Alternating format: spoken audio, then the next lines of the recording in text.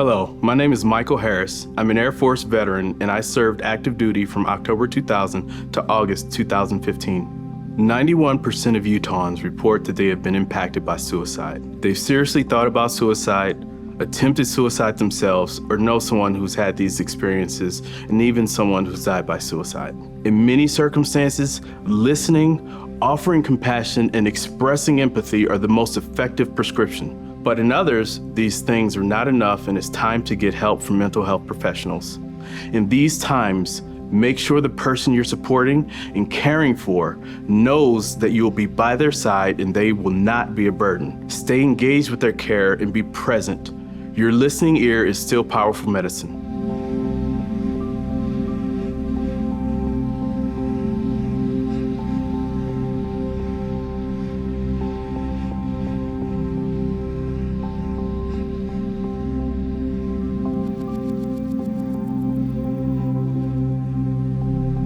Anyone can experience thoughts of suicide, no matter their age, race, gender, sexual orientation, religion, or profession. But some groups of people are at a higher risk. Veterans and service members in Utah are twice as likely to die by suicide as their non-veteran or service member peers. While it's important to learn to recognize the signs of suicide and how they can look different based on our identity, it's also important to remember that suicide is not caused by sexual orientation or gender identity, race or ethnicity, religious affiliation or lack of religious affiliation, age, or profession. Members of groups that are at a higher risk of suicide, including veterans and service members, can lead happy, healthy, fulfilling lives.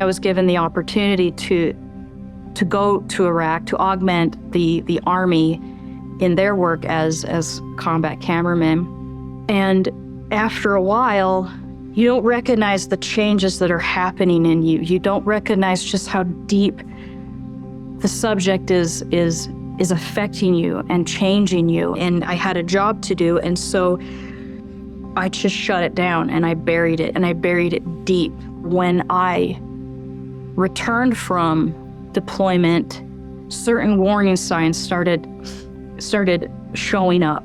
Being at a Christmas party and having everybody bickering and talking about the dumbest things, and me thinking, I was just in a combat zone 3 days ago.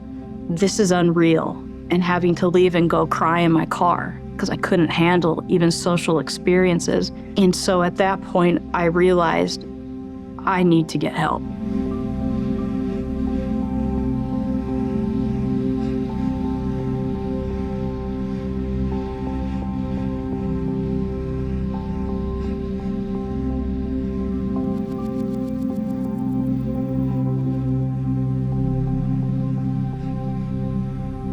My name is Lauren Gilbertson. I'm the Veteran Suicide Prevention Manager with the Utah Department of Veterans and Military Affairs.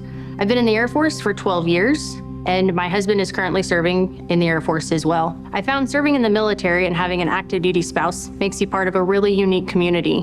Not everyone understands the stress of being told when and where you're moving and how much time you get to get everything in order. So you bond with the people who do understand. Those fast moves really help you form connections quickly because you have to rely on word of mouth to find things like the best daycare for your kids. And when you or your spouse deploys at the last minute, the military family community really comes together to support each other. Sometimes it's hard to ask for help, but we all know how stressful these transitions can be and want to help each other through it.